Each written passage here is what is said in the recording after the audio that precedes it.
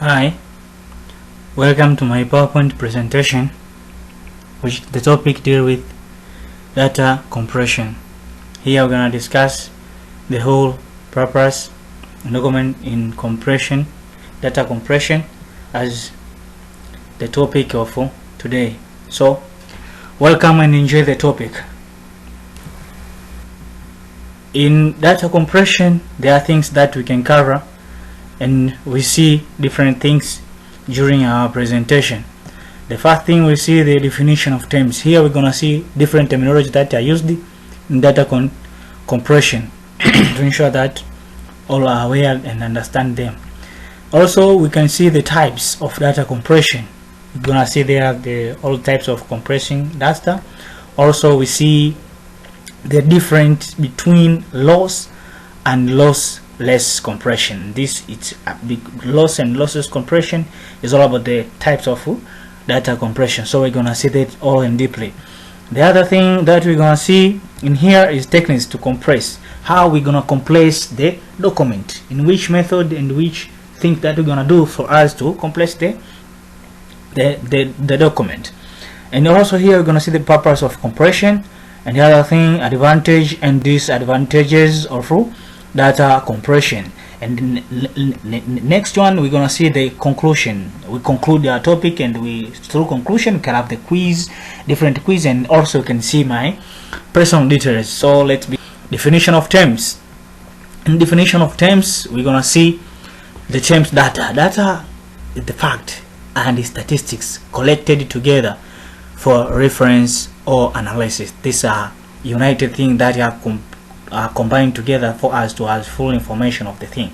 Also, we have compression itself. This act of compress or being compressed of thing to minimize. As we see the next definition here, say data compression, a reduction in number of bytes needed to present data. So we are reducing the bytes and also some quality in different types that you can see. The quality also is minimized. Also, data compression can be defined as the process of encoding, restructuring, or otherwise modifying data in order to reduce the size. So the purpose of doing this compression is only to reduce the size of the data for us that can fit to the certain storage. Here there are examples of data compression. Structured compressed is suffix errors and the FM index. This is the examples that we can see the data compression that is. So all of these are definition. As you see, a definition, compression. Also we see here example other types. Here we're gonna see the types now of data compression. There are two methods of compressing, or types of compressing: the loss and lossless. Loss and lossless. We can see loss reduces the file size by permanently removing something or origin data. So for example, maybe we have a certain documents or a certain image, we can remove something or remove an object so that we can reduce the size. Also in here we're gonna see lossless reducing the file by removing unnecessary metadata. This we are not dealing with the object, we are dealing with the data that are in a photo. So here there are videos that analyze. I show you how to compress a video file without losing any quality. If you're new to the channel, please go down below and consider subscribing to the channel. And once you've done that, please go down below and consider leaving a like as well. I really do appreciate it. And please do watch this video right until the end with the full steps for this guide, and let's go and jump straight into this. Here we are on my computer, and here is an example of a video I went and compressed and the huge difference it made in the file size. As you can see, this one is originally 88 megabytes, and this video here is 2.35. What a huge increase. I believe that's about 40 times smaller. So now let's go and get exactly into this guide. To achieve this, I actually use a free program, so let's go and show you where you can go and get it, and then how to fully use it and get this huge decrease in file size. So all you want to do is open up your browser and come to a search engine such as Google. Then all you want to do is go and search something called Handbrake Tool, just like so. And you want to make sure you come to the official website, which is handbrake.fr, and do keep watching during the full download process. Then all you want to do is either go and click on download Handbrake or click other platforms if you want to go and check it out for Mac as well. Then all you need to do is go and click on download just like so, and you can also go and download older versions as well. I'm going to go and download the new version, so go and click download just like this, and as you can see it's around 20 megabytes and it's now downloaded. You then need to go and open up your File Explorer down here to go to a downloads folder to go and find it, or it will be in the bottom of your browser just like mine. Now all you need to do is go and open up this exe file, and it's going to go and start the installer, and all you need to do is go and follow the installation instructions. It's really simple, and then it's going to be installed on your system, and I'll see you then. So Handbrake should now be installed on your computer, and you may have a desktop shortcut. I personally don't, so if you don't, all you want to do is come to the search icon down here, look like a magnifying glass, go and click on it, and all you need to do is go and search for Handbrake just like so, and it's going to come up right there. So go and click on it just like this, and it's going to go and launch it open. So you either need to go and open up a folder with videos in, or you can go and open up a single video file. Personally, I'm going to go and tick this option here. Personally, I'm going to go and open up a single video file, and it's going to go and open up your File Explorer. The video I want to go and convert is on my desktop, and here it is. So I'm now going to go and click on open just like so, and as you can see it goes and scans it, and here we are in Handbrake. So there are a few key settings you want to go and change. So the first thing you want to do is start at the top up here. You can go and change the preset. Personally, this is the default one I've always used, 1080p by 30. But you can go and click on it, and you can go and change it to any of these. As you can see, there are loads to choose from. So I personally keep it fairly simple, but you could go and do like a high quality one. But fast, honestly, is going to look absolutely fine. Then you can come down here and choose the format. So keep it on MP4. That's a really easy file to go and open. Then you can go and have it web optimized if you'd like. It's just going to make it more optimized for the web. For dimensions, you don't need to change that, or filters. You can come along to video, and then all you need to do is go and make sure the encoder is set to that one. That should be fine, or you can use the video one, that's up to you. Leave the video encoder, but come down to frame rate, and what you want to do is go and click on this, and I recommend doing same as source, as your source may have a higher frame rate than 30. Then what you want to do is change it to constant as well, so it remains constant the whole time. And there are the main settings, and all you want to do is come down to the bottom, so you've got save as. So go and click on browser, it's going to go and open up your File Explorer, and I'm going to go and put this onto my desktop just like so, and name this compressed. Again, just like so, it's already compressed one on my desktop. There we go, I'm now going to go and click start encode, and it's going to go and start the encoding process. As you can see, it goes and shows the percentage down here. So all you need to do is go and wait for this to finish. And once it's finished, it's going to go and say Q finish just like so, and then you can go and close off of Handbrake just like this. So here is the before and after of the two clips I went and did. So as you can see, the original clip was 3 minutes 30 seconds long and 67 megabytes in size, and the new clip, we're going to hover over this one, was 3:30 and 30 seconds in length, and it's only 15 megabytes. So overall, I believe that's still around a 4.5 times decrease, which is still really impressive, and it's all going to vary a little bit depending on the settings you use, and as well as the video clip you're actually going to compress it. And just to add in as well, the quality looks absolutely fantastic. If you go and open up this video here, as you can see, it looks really clear, and then if you go to the compressed version, that also looks really clear as well. But of course, the best way to go and measure the quality for yourself is to go and try it out. But in my opinion, and I do use Handbrake the whole time, it barely affects the quality at all. But if you found this video useful, please go down below and consider subscribing to the channel. Leave a like for more. Peace. Wow, that's a video short clip that shows how we can compress our data. The next thing that we're gonna see, we're gonna talk about all the types. Here we're gonna start with the types of lossless. Lossless, we say that reducing file size by permanent removal some of the origin data. We're gonna removing some of origin data. In loss, we are losing a data. Some data are lost through this compression, and the losing of this thing is permanent, that we cannot take them again. So when we compress by using loss, that means some data of the video or some data of the picture are going to be removed permanent. Also, we're gonna see loss compression can be defined also in the typical use when a file can afford to lose some data, and or if storage space need to be drastically filled up. So we are using this loss compression when we have a lower storage facility, or we have to lose some space for storage of that video or that picture. So that's why we are using loss compression. Using loss method therefore require you to make a balanced judgment between storage or delivery requirement, also judgment on loading time for how long will the video will load when you are update on website, update sending somewhere, for how long. So that's why people reducing the data of the video or picture. Also image quality, how the quality will still be, or how the quality will still looking like the same or different. So all those is about loss. Here we're going to do the lossless compression. Is the form of data compression that reducing the file size without sacrificing any significant information in the process. That means we are reducing maybe equality. We're not reducing the quality, we're not reducing the anything. The only objects in the picture or video will still the same with the same quality, but only will reduce the size. If the picture it was in maybe 4 MBs, by using lossless we're gonna reduce those MBs maybe we lower them and ensure that the MBs are lowered, but the quality of the picture remain the same.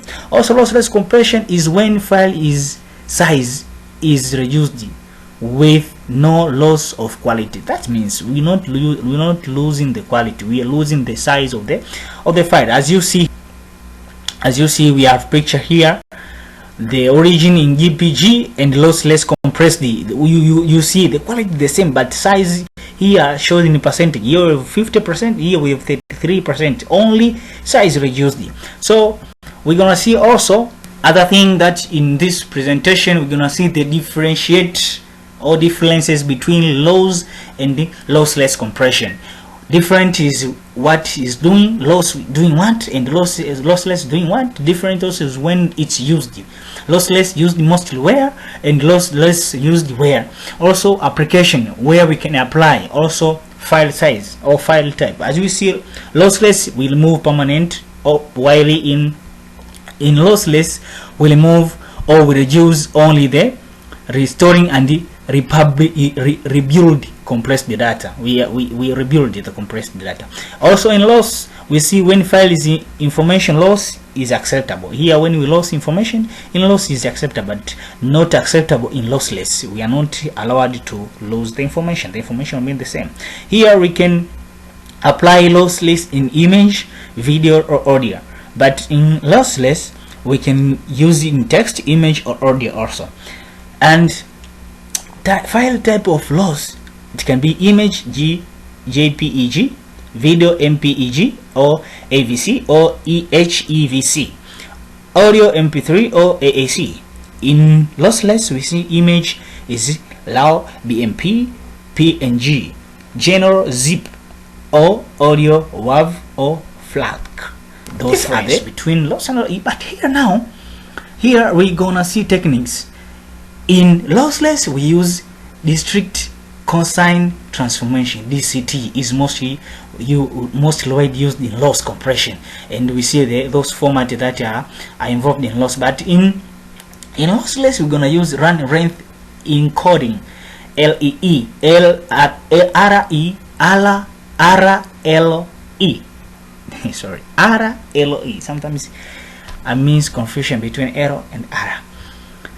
Is the simplest form of lossless data compression, in which runs of data sequentially, in which the same data value occur in many consecutive data elements. So that is lossless. Is talking about not losing the information. Those are techniques used in both.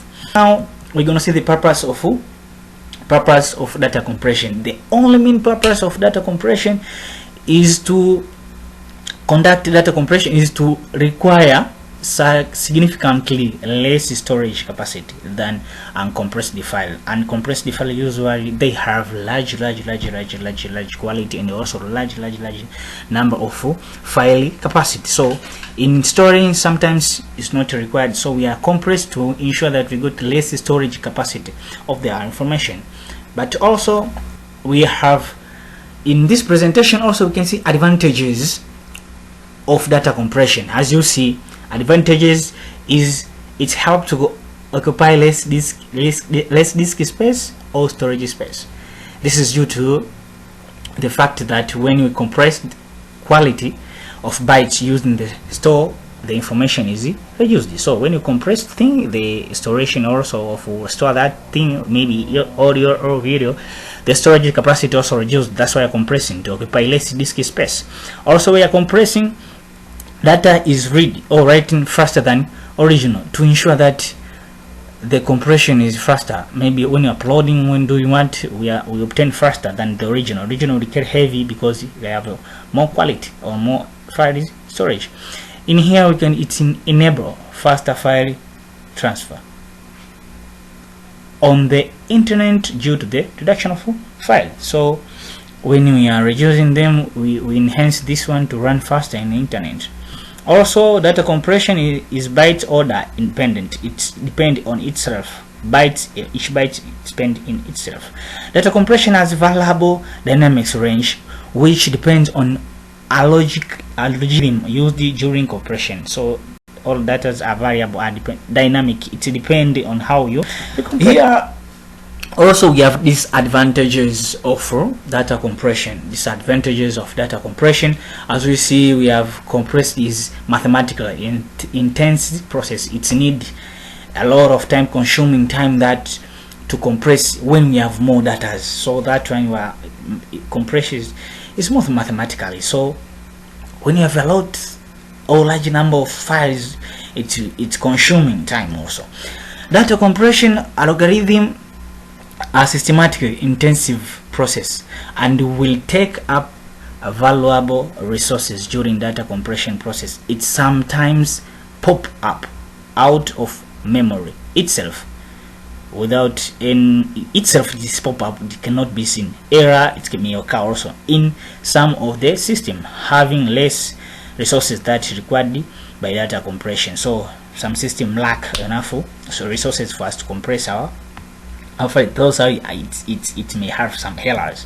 Also, in disadvantage, you see, in order to decompress the downloaded compressed file, one require appropriate program to uncompress it. So when you compress, need the program. When decompress, you also need the program to ensure that when decompressing. Often user does not find such program available on the system or internet. It may be difficult for him or her to decompress the compressed file. Also, we see loss of quality.